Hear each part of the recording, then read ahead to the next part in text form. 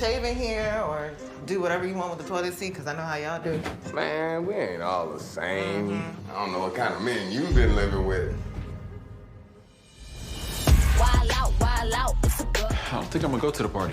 Issa gonna be there. They're her friends, technically. Okay, so what's the problem? She let you go, you ain't fight for it. Sound like y'all peaceful to me. Drinks flowing, toes out showing. We'll miss y'all. Skin glowing, bank account growing. How is it? I don't know, man. Issa X up in there. I don't like it. Wild out, it's a good vibe.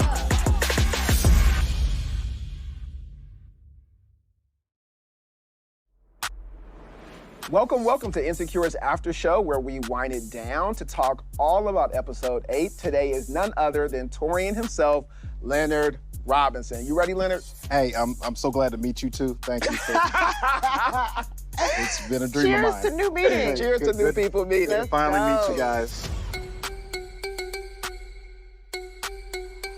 This episode is all about Issa questioning her decisions and choices, and also shows Molly doing some major adulting, you know, trying to start something new with Torian. Yeah.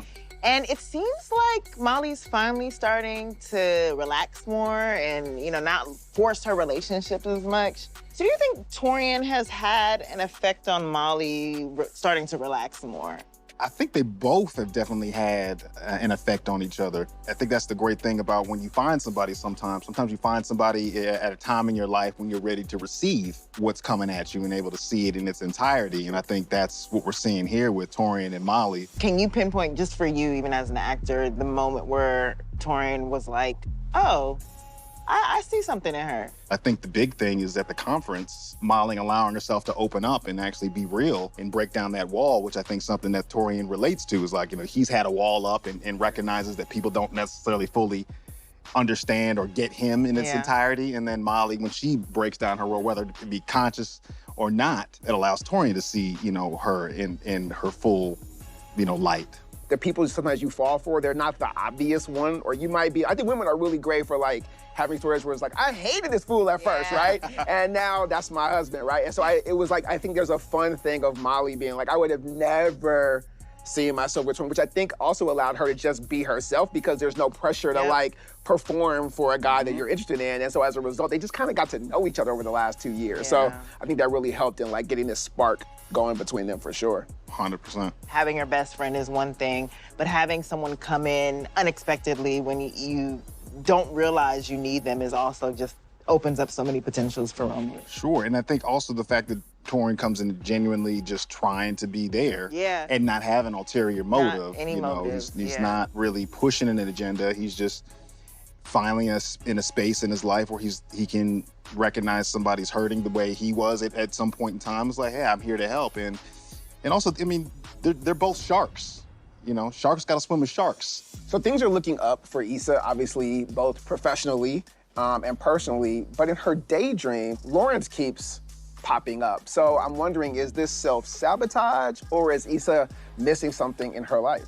In any scenario, when you're making a new decision, those elements of other parts, like subconsciously creep in. Yeah. Issa, from episode 1 of this series, has had a what if guy. She's always wondered what if. It's been a blessing and a curse. Yeah. And so Lawrence was a big part of her life, and I think it's natural to consider, what if he were there?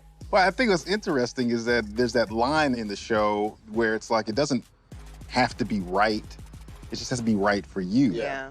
I think that's very important. A lot of people miss in their relationships is so worried about how things look or how it's going to appear. But it's like, if it's right for you, that's all that matters, because you're gonna be with that person. I think Issa and Lawrence, you know, have both realized like they both made mistakes, and we think that's the only thing that's stopping that connection is just like recognizing like that, you know, a mistake was made, but I'm here for the next. So it sounds like you're very much Team Lawrence, which I didn't know that about you.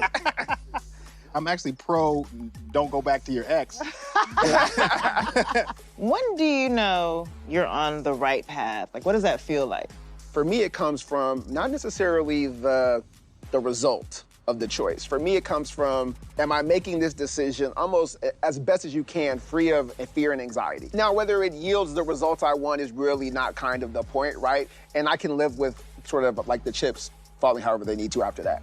I would yes and that and say that if you're coming from a place of authenticity, like what rings true to you and what feels right for you in the moment, then you're on the right path. And I feel like if you are doing things for other reasons that are external to you, that it doesn't feel right, then you're definitely in the wrong lane. Well said. We can't wait for next week, the penultimate. Two more. Thank you. 2 more episodes. Thank you guys Wait, for that's joining it? us. That's it. You're out of a job, buddy. Oh, man.